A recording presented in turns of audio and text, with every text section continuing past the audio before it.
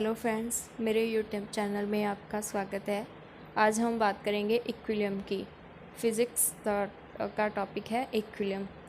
Equilibrium अगर if the resultant of all the forces acting on a body, एक body के ऊपर जितनी भी फोर्सेस लग रही हैं, अगर उनका रिजल्टेंट जीरो होगा तो हम कहेंगे कि बॉडी जो है वो इक्विलिब्रियम में है।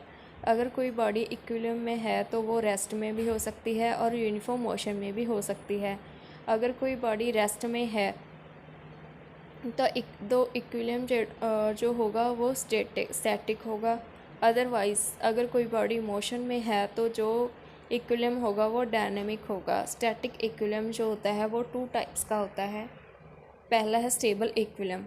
अगर कोई बॉडी को जिसको हमने एक डिस्प्लेसमेंट पर स्लाइड थोड़ी सी बॉडी को चेंज किया और वो अपनी ओरिजिनल पोजीशन पर वापस आ जाए तो हम उसे कहेंगे कि ये स्टेबल इक्विलिब्रियम है। और अगर जिस बॉडी को हमने मूव किया in the direction of displacement और वो अपनी ओरिजिनल पोजीशन जो है वो वापस गेन ना कर सके तो हम कहेंगे अनस्टेबल इक्विलिब्रियम है। और न्यूट्रल इक्विलिब्रियम, अगर हमने कोई बॉडी को चेंज किया, वो अपनी ओरिजिनल पोजीशन पे वापस नहीं आ सकती और जो डिस्प्लेसमेंट की जो पोजीशन है वो उसी तरफ ही मूव हो जाएगी in the direction of displacement, तो हम उसे कहेंगे न्यूट्रल इक्विलिब्रियम।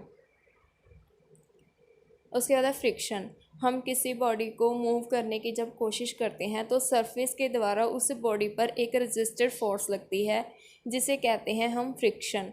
और वो जो सरफेस है वो बॉडी को अपनी तरफ अट्रैक्ट करता है। जब दो बॉडीज़ एक्चुअली रोल करती हैं एक दूसरे के ऊपर तो हम उसे कहेंगे रोलिंग फ्रिक्शन। जब दो बॉडी स्लाइड करती हैं तो हम उसे कहेंगे स्लाइडिंग फ्रिक्शन। एडवांटेज और disadvantage of friction. Walking is possible due to friction. Brake जो होती हैं गाड़ी की वो वर्क करती हैं फ्रिक्शन के ऊपर। और इसकी डिसएडवांटेज यही है कि जो फ्रिक्शन होता है वो मशीनरी के जो पार्ट्स हैं उनको ख़राब कर देता है, जिससे उसकी लाइफ टाइम जो है वो रिड्यूस हो जाती है। उसके बाद है वर्क, एनर्जी एंड पावर। सबसे पहले हम वर्क की बात कर लेते हैं। कोई भी बॉडी है उसके ऊपर हमने जो फोर्स अप्लाई की तो वो डिस्प्लेस हो जाएगी अपनी जगह से, तो हम उसे कहेंगे कि work is said to be done, तो कि वर्क हो गया। अगर कोई बॉडी जो है वो डिस्प्लेस हो रही है एस डिस्टेंस पर और उसके ऊपर जो फोर्स लग रही है वो है एफ़, तो वर्क डन होगा W is equal to F dot cos theta. Dot हटा देंगे तो एफ एस कॉस थीटा आ जाएगा। थीटा जो है वो एंगल है बिटवीन फोर्स और डायरेक्शन ऑफ डिस्प्लेसमेंट के बीच। वर्क एक स्केलर क्वांटिटी है और इसकी यूनिट है joule. Positive work done. Positive work done का मतलब है कि जो हमने फोर्स अप्लाई की है वो डायरेक्शन ऑफ डिस्प्लेसमेंट में है। Negative work done. Negative work done का मतलब है कि जो हमने फोर्स अप्लाई की है वो डिस्प्लेसमेंट के अपोजिट डायरेक्शन में है।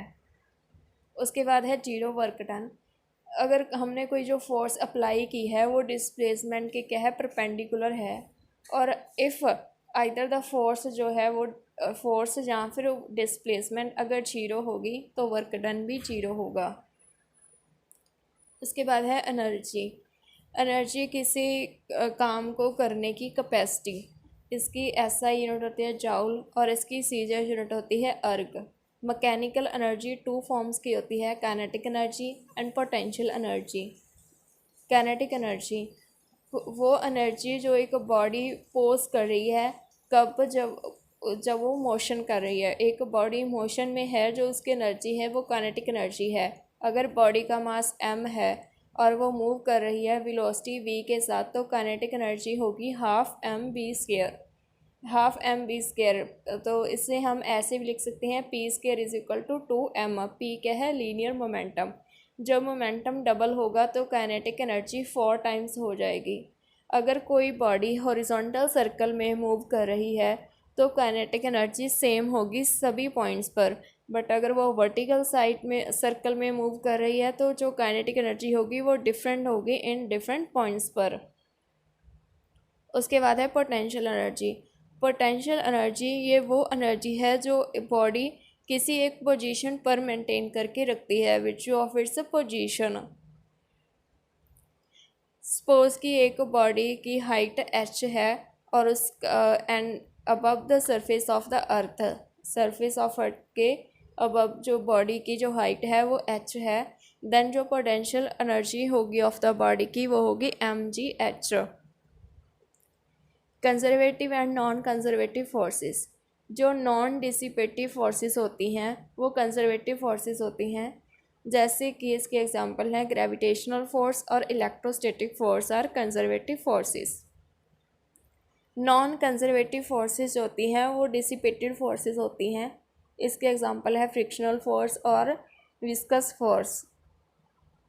Law of conservation of energy, according to law of conservation of energy can neither be created nor be destroyed, but it only be transferred from one form to another form, कि energy ना ही तो create होती है ना ही destroyed होती है, ये क्या है, सिर्फ एक फॉर्म से दूसरी फॉर्म में ट्रांसफ़र होती है।